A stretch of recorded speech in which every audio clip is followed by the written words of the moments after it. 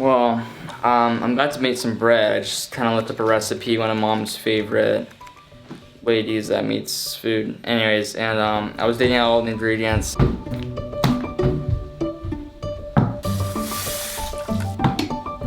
And it looks like we're out of flour. So I looked around the kitchen, and it turns out there's nothing. And it's kind of, there's actually not a lot of flour these days at the store, so there might not even be a good possibility of us going to the store and finding some.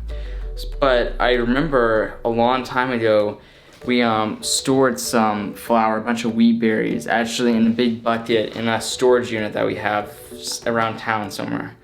Anyway, so I think if we're gonna make some bread, the only way to do that is to go down and try to find, I guess, these buckets of wheat berries that are buried somewhere in our storage unit. So I need to go talk to the boys about that and see what they have to say. Hudson and I have been designated to go get the wheat, so we're heading off to the storage unit now. At the moment, Grandpa actually has some construction work going on in his driveway right here, so all the cars are parked on the side of the road.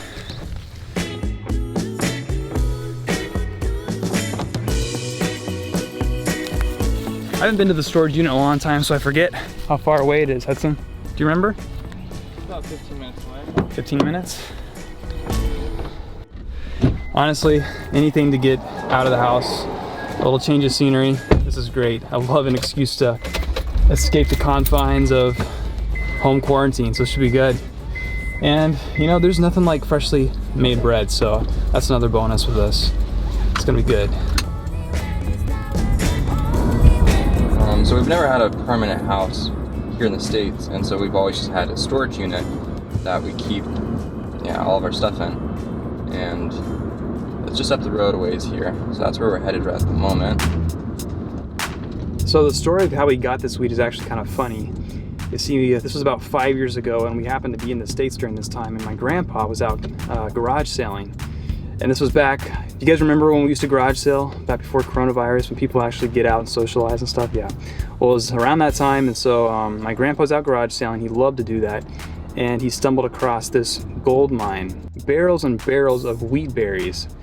And apparently the story goes, these people had stored all that wheat basically at the turn of the century, and it was Y2K. It was during that time, much like the situation right now, people were scared that basically the world was going to end as they knew it, and everybody was storing up food and extra provisions and trying to prepare for this catastrophe that was going to happen. And of course that was 2000, and well, life kept on going and nothing happened, and so these people were left with barrels and barrels and barrels of wheat berries. And so my grandpa found that, and they were selling them for like $5 a barrel or something crazy, and so he bought several, and because he knew we loved wheat. And so we've kept them in our storage unit ever since, and right now they're gonna come in handy. Do you remember the code to get in here, Hudson?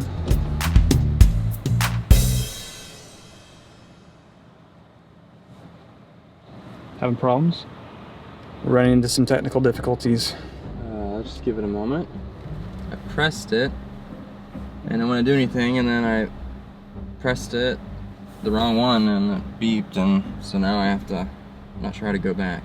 This thing's acting up. It's not letting me. I might have to jump the fence. Let me push it, the button. Ah, success. That is tricky. So the first button I was supposed to press is the asterisk, but it wouldn't let me until I pressed 1, and then I pressed the asterisk. I don't know.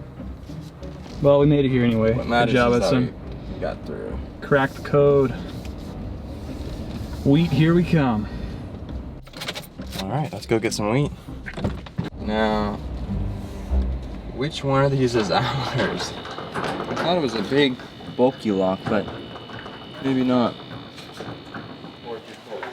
Yeah, they all look alike. There's this big black one.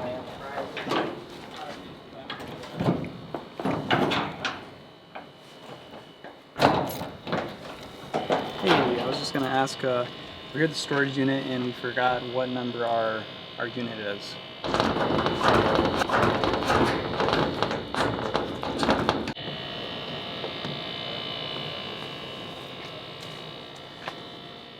He only knows it by the lock. Okay. All right, we'll find it. All right, we'll figure it out. Oh yeah, this is it. Yes.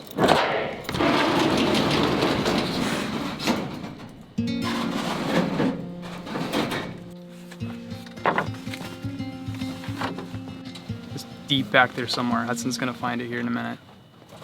What's amazing about wheat and grains really is that they can survive a long time. This wheat's probably, we've had it for 5 years. It's probably at least 20 years old, this wheat. But I remember studying in school and learning that when King Tut's tomb was discovered, they actually found buried with the king an extinct kind of wheat berry. And they're actually able to germinate that and start a crop of ancient wheat. I forgot what it's called, I think Kamut wheat or something. I don't know, you can look it up. Anyway, but at the moment, this kind of feels like King Tut's tomb. Very claustrophobic, full of booby traps, and it's worth it though. Hey, I found it, Morgan. Good job, good job. Might be a little bit tricky getting it out though. Morgan, I need like a piece of wood, like 4 feet tall.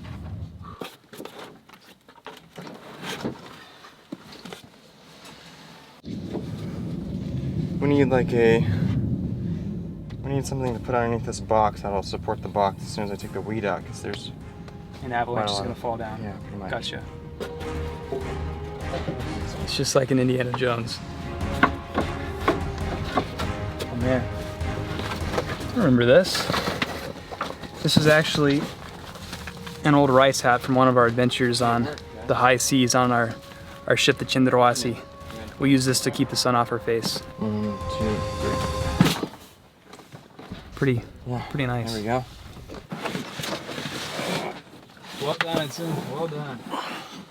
This thing weighs a ton. You gonna pass that? Yep. Good job. Success. That actually worked pretty well. I used this piece of wood to support the box, because you can see the wheat barrel was what was keeping this big box up, but that board will be a good substitute for the moment.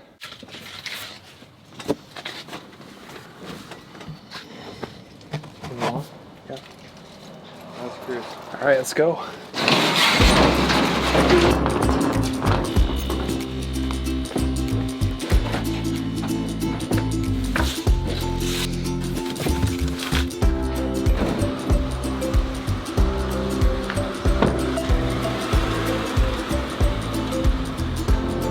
You know, this whole situation right now with COVID-19, it really amazes me.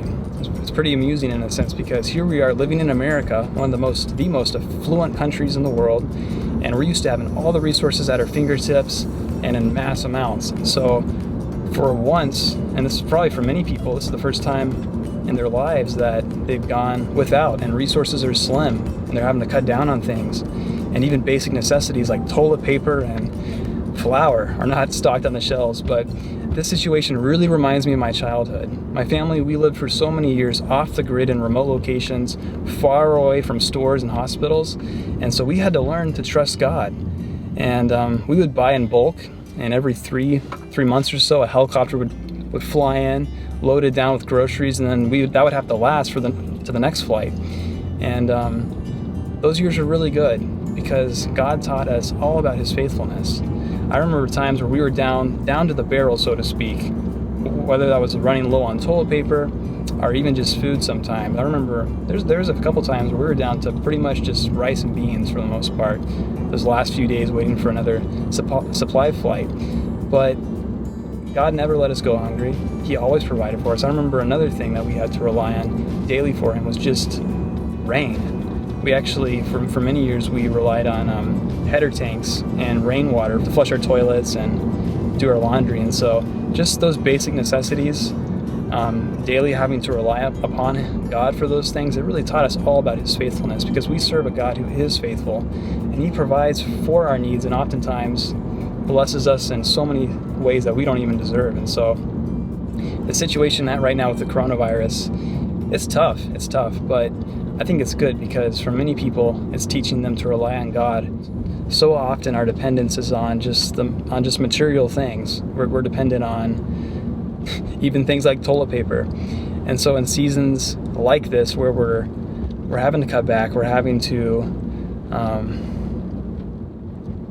go to storage units to dig out 15-year-old wheat. In times like this, God teaches us to depend on Him, and He tears away those things that we depend on, and He teaches us to trust Him.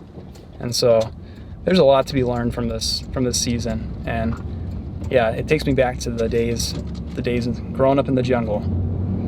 Times are tough, but I hope each of you guys is learning about God's faithfulness during this time.